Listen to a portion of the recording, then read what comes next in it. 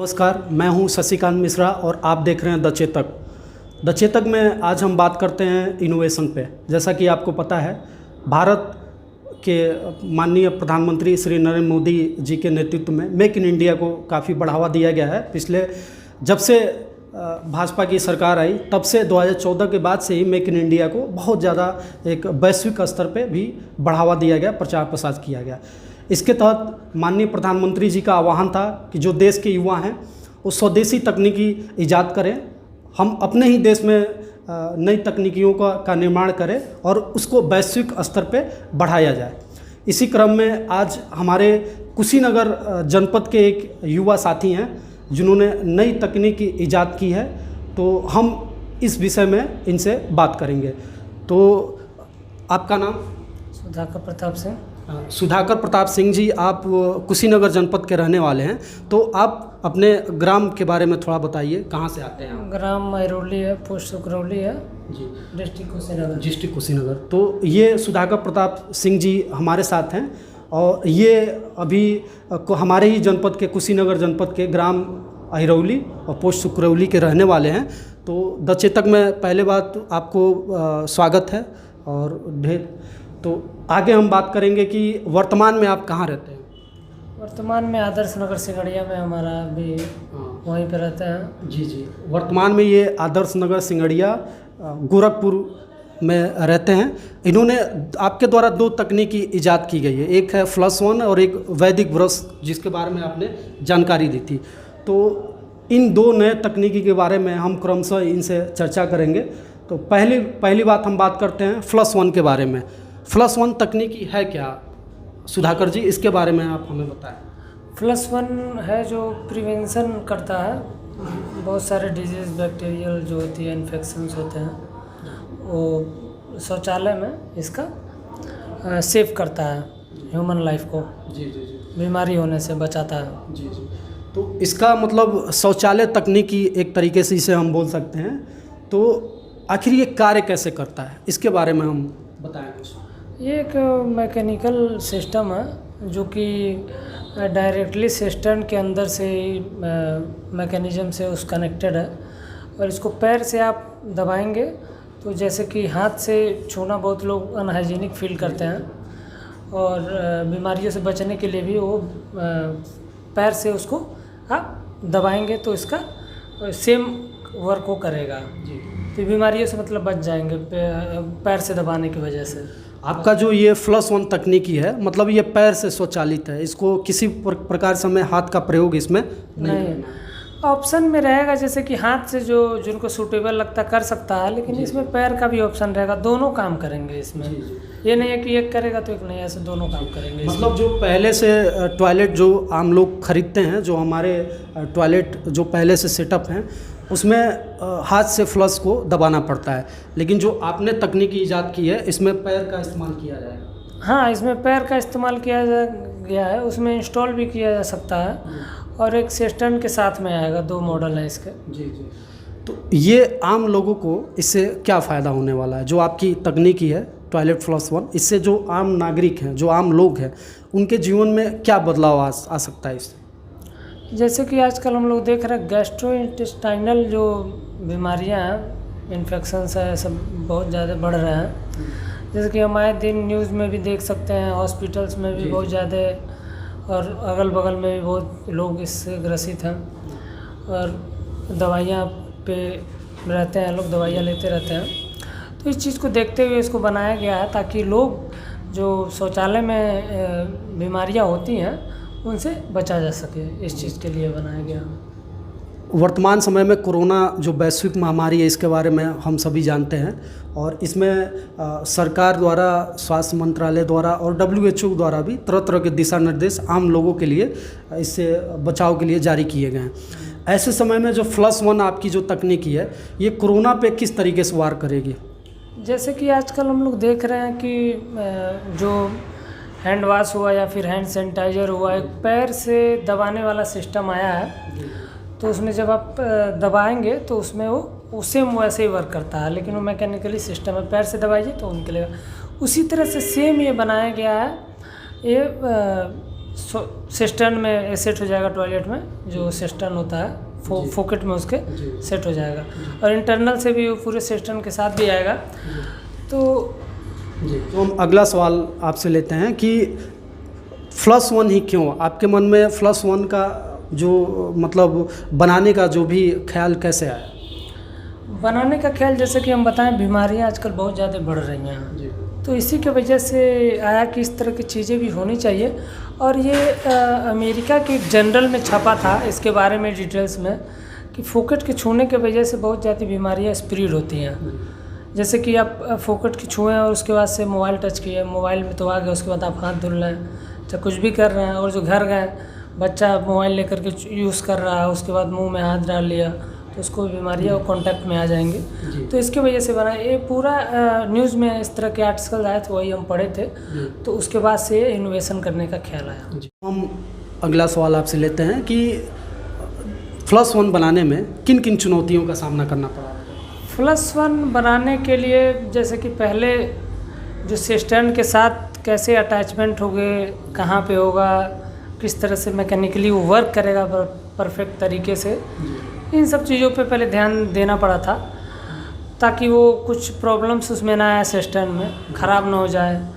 तो इन सब चुनौतियों को थोड़ा देखना पड़ा था। बाकी ये बहुत ही ईज़िली हैंडल मैंने किया था, जैसा कि सिविल इंजीनियरिंग की वजह से जैसा मैंने किया है, तो ईज़ी था, कोई ज़्यादा टफ नहीं था।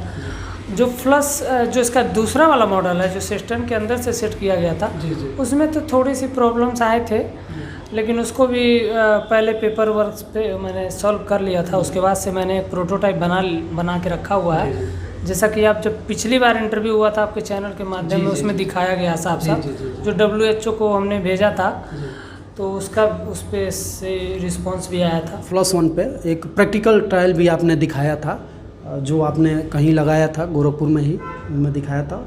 और हम जो फ्लश वन का जो प्रैक्टिकल ट्रायल है कैसे काम करता है, हमारे यूट्यूब लिंक पे जाके आप देख सकते हैं। हम इसमें आपको यूट्यूब लिंक भी प्रोवाइड करेंगे, जिसमें फ्लश वन का जो पूरा ट्रायल है वो आप देख सकते हैं, प्रैक्टिकल ट्रायल।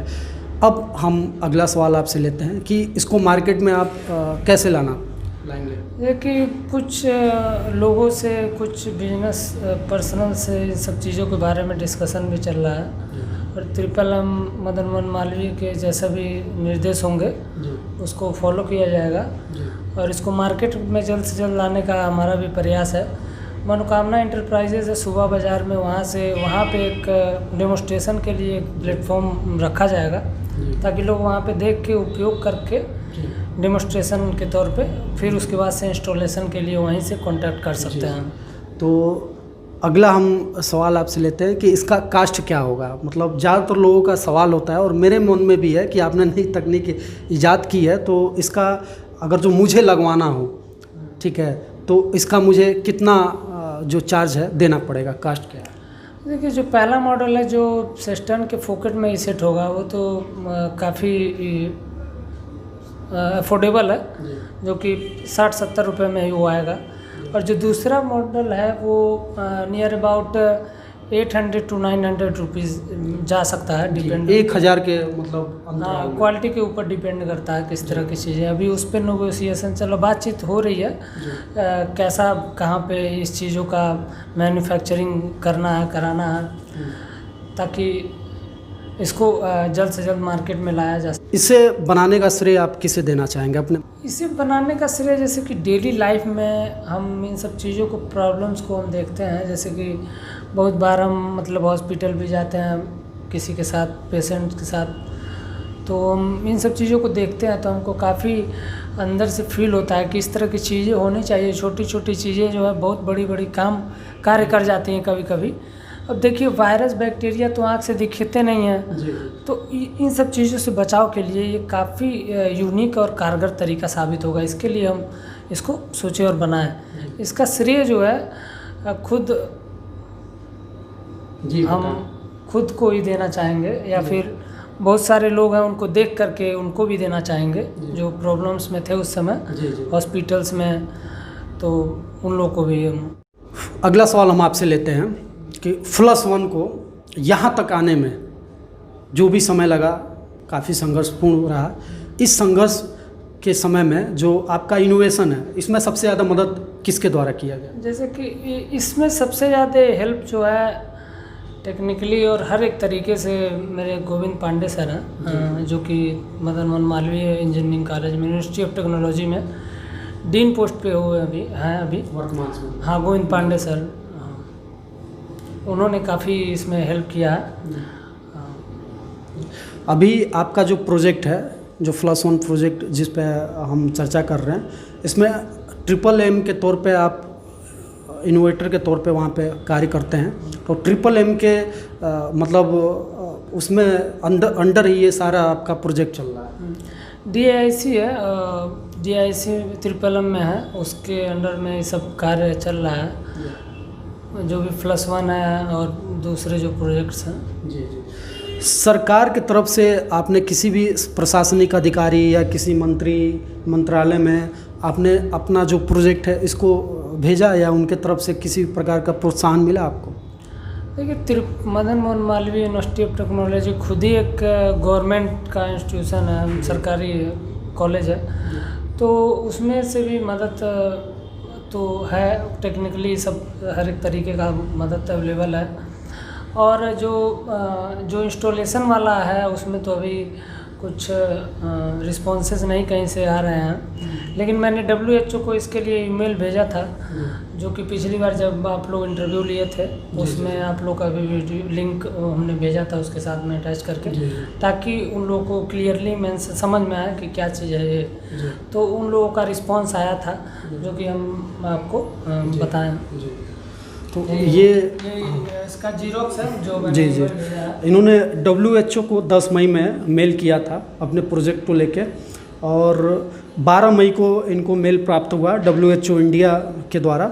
इसमें बताया गया कि इनके इनोवेशन को बहुत ज़्यादा सपोर्ट किया गया, प्रोत्साहित किया गया, और साथ ही इनको सलाह भी दी गई कि जो लोकल गवर्नमेंट बॉडीज़ है, म्यूनसिपल जो बॉडीज़ है, या जो भी इसके मंत्रालय हैं, उसमें आप इस प्रोजेक्ट को लेके आप चर्चा करें। और ये बहुत ही अच्छा है।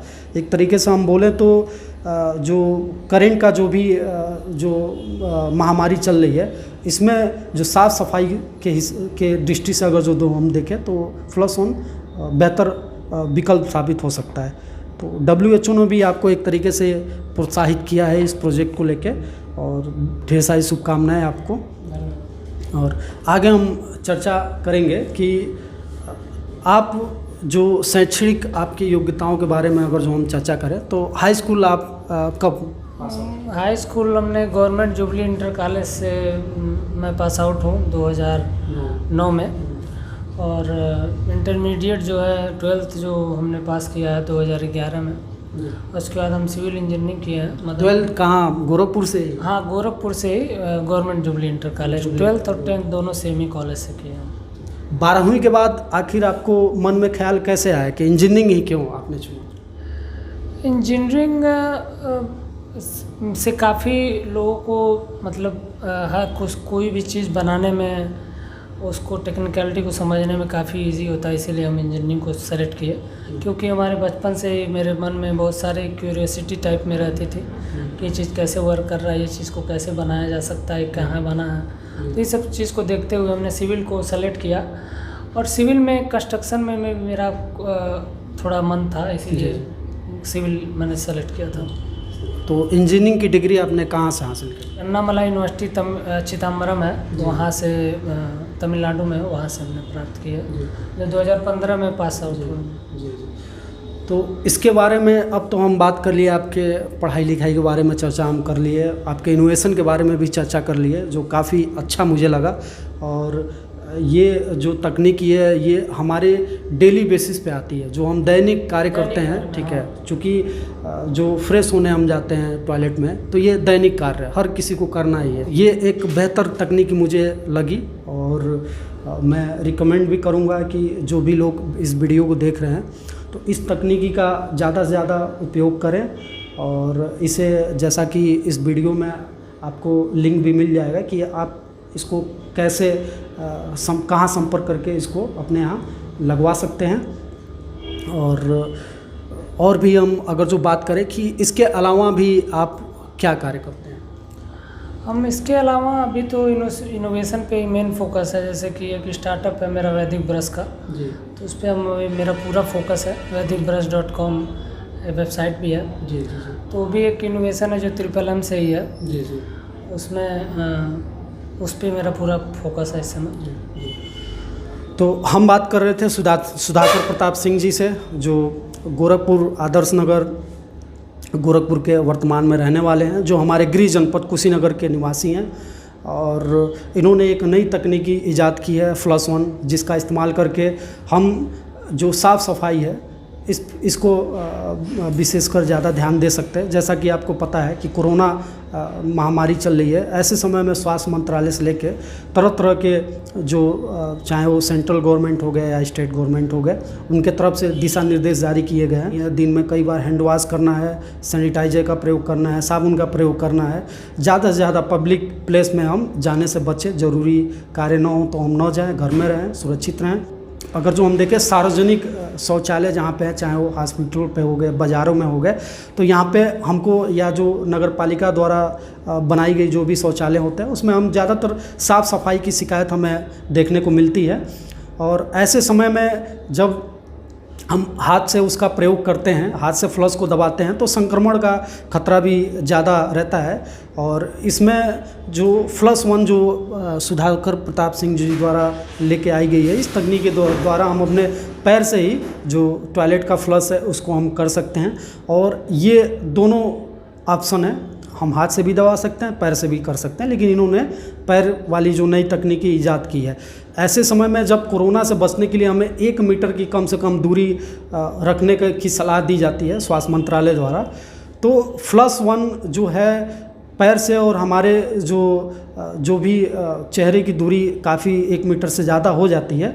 और ऐसे समय में जब हम अपने पैर से दबाते हैं, अगर जो वायरस वहाँ पे जाता भी है, तो फिर हम टॉयलेट करने के बाद से तुरंत अपने हाथ मुंह धुलते हैं, पैर वगैरह अच्छे से साफ़ सफाई करते हैं, तो कहीं ना कहीं इससे हमें छुटकारा मिल सकती है। तो ये मेक इन इंडिया के तहत एक नई देसी तकनीकी ईजाद की गई है, जिसको बढ़ावा मिलना चाहिए।